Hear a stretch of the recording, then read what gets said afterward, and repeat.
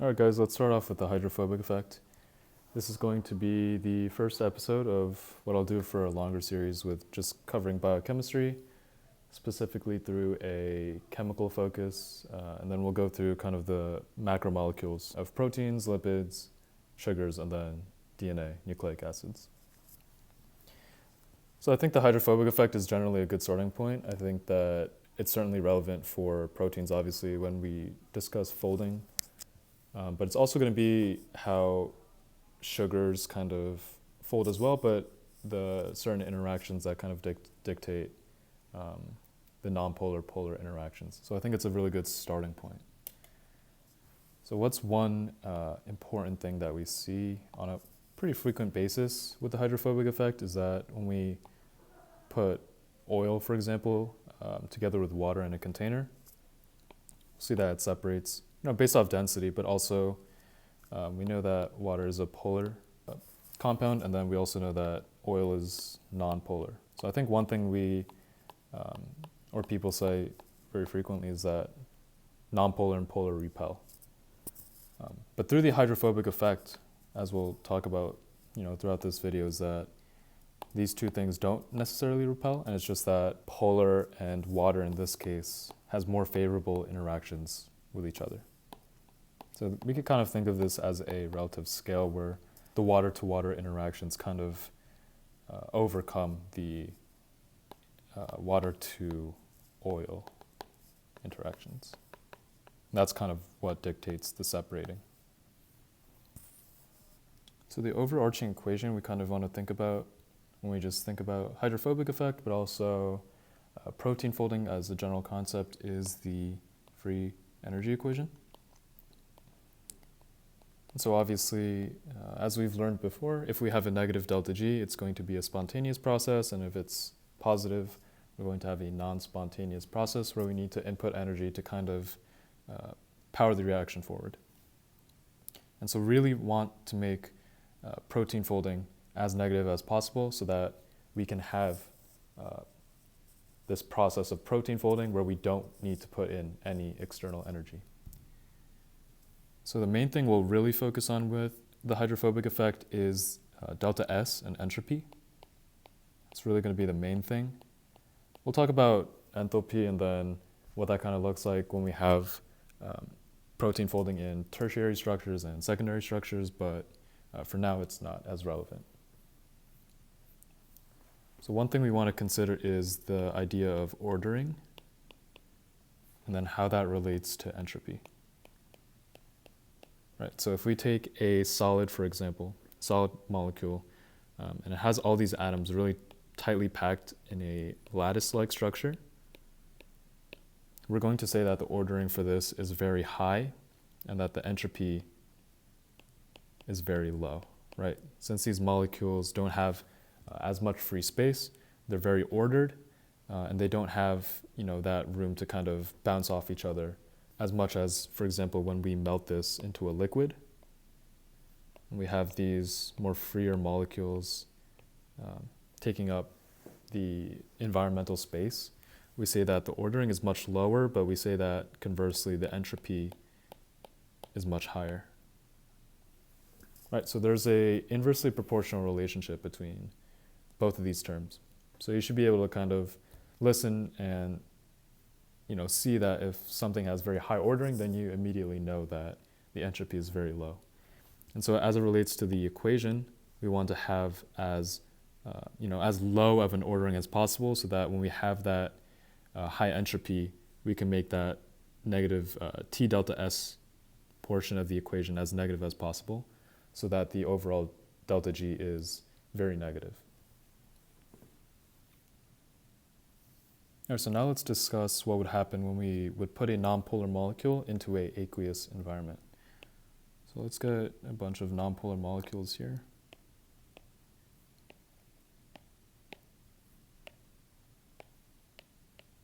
Let's just surround them with water molecules. So really when we discuss the hydrophobic effect, we kind of want to consider this as a two-part thing. One is that we have the entropy of the water molecules, and then the other aspect is that there's also an entropy related to the nonpolar molecules. So if we finish drawing this,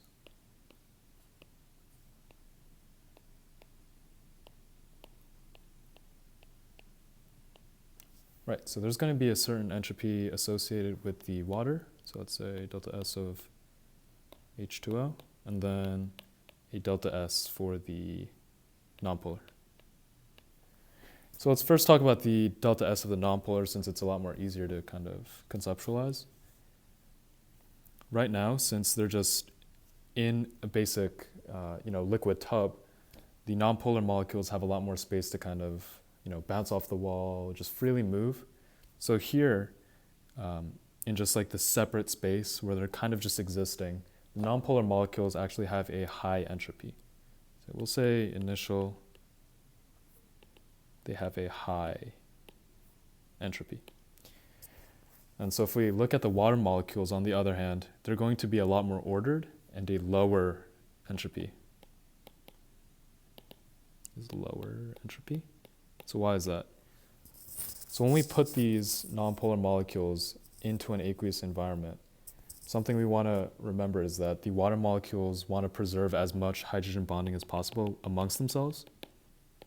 Right? This is why we have things like adhesion, cohesion, is that water loves having these interactions and hydrogen bonds between itself, right? And so they love having these interactions. When we just freshly introduce these nonpolar molecules, without any folding, without any hydrophobic effect occurring, these water molecules are going to have a very high ordering. And why is that? It's because if we relate it back to the hydrogen bond discussion, we want to maximize as many, and water just wants to maximize as many hydrogen bonds that can exist between itself. And so when we introduce this new molecule, the water molecules will kind of find a specific bond angle as well as just their spatial arrangement so that tangentially they could connect with neighboring water molecules just around the perimeter of the nonpolar molecule. So what that results is this cage-like structure again, and every molecule at the interface kind of locking into a narrow range of orientations. And so it's not that the water molecule is attracted to the nonpolar molecule, it's that in this bad situation for water, it's kind of maximizing and stabilizing itself, even with this constraint that's just been entered into the vat of liquid. So here we could, just as a general idea, we could kind of call this the cost of entropy. So despite the nonpolar molecules having a very high entropy, the water molecules are going to be forced into a very cage-like structure, and that's going to result in a lower delta S, which is obviously something we don't want. So because of this entropic cost, right? Entropic cost, because H2O delta S goes down, and then nonpolar entropy goes up. So really, since we have so many more water molecules, it's going to be kind of the major component, right? So we're still in the negative. We want to make it as positive as possible. So what does the nonpolar molecule kind of orient itself to kind of change this situation? So before, since we had these nonpolar molecules kind of in free space, right, kind of like that, the nonpolar molecules actually cluster amongst each other. So what they'll do is go from that free space to kind of buddying up like this, right? And then that will leave the water molecules to just, not have to spread out as much and really just center around this one area. Like that. And if we maintain the same amount of water molecules, we're going to imagine that there will be water molecules just around here, just floating in free space. Again, we're in the same liquid vat. So there's going to be a lot of just free space for these other water molecules to kind of float around. So what does that do? Again, let's look at kind of the nonpolar and the water molecules as a separate entity. So let's look at the nonpolar molecules first. Obviously, they're going to be in a much more clustered and compact-like structure. So we can obviously see that there's going to be a higher ordering here and a lower entropy, right? So that's different from before where we had a much lower ordering and a higher entropy.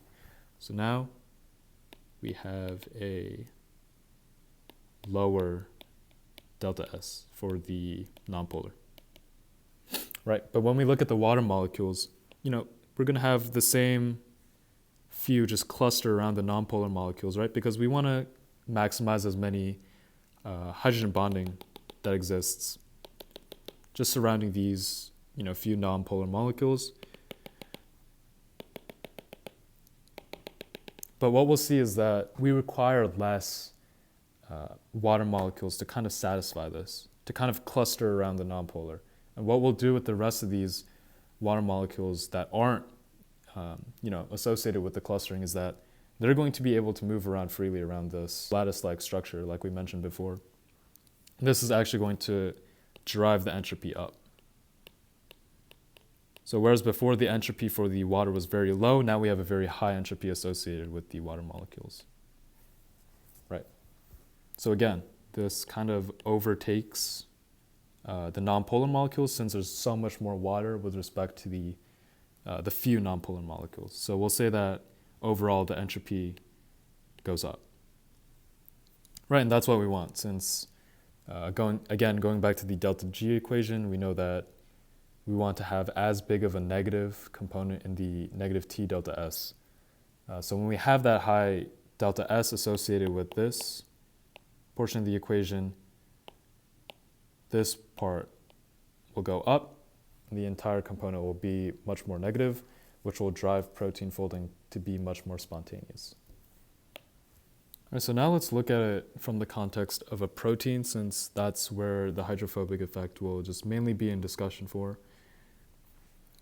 And really, the framework you kind of want to think about it throughout this whole video is that entropy is what really kind of determines the hydrophobic effect.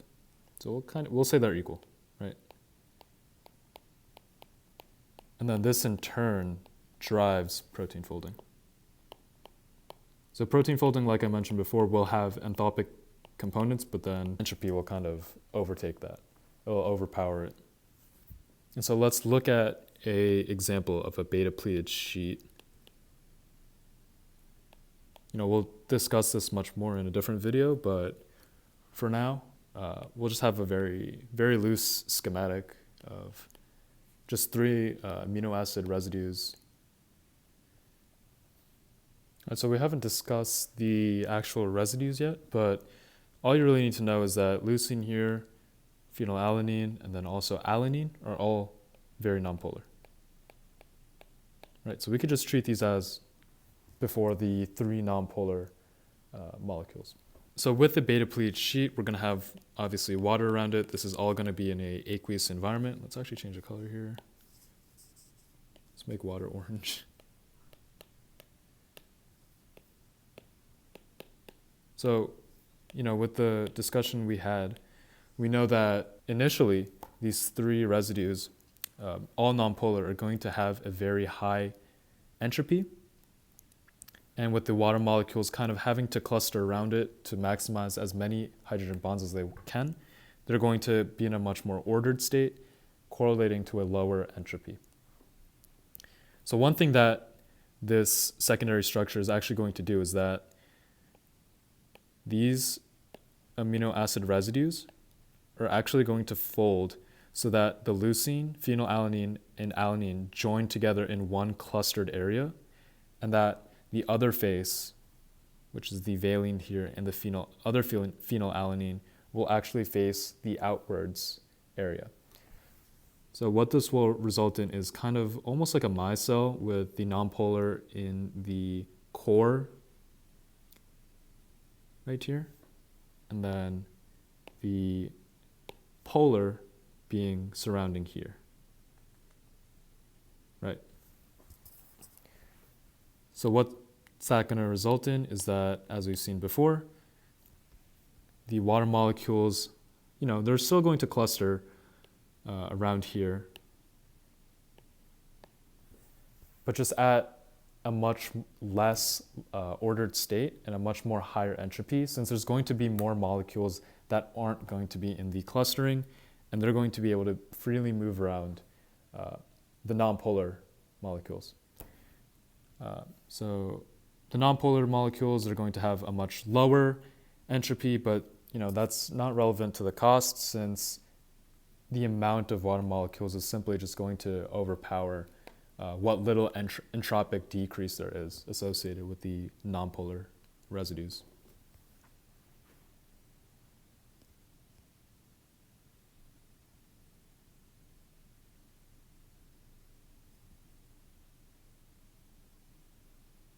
And yeah, that's the hydrophobic effect in a nutshell. We'll cover this more when we go into protein folding, since it's going to be a lot more visually applicable when we talk about tertiary structures, quaternary structures. But yeah, this is a very brief overview of kind of how these nonpolar residues, nonpolar molecules interact with water to kind of create as favorable of a situation as they can, to kind of drive that delta G as negative as possible, to make sure protein folding is as spontaneous as we can to drive these biological processes.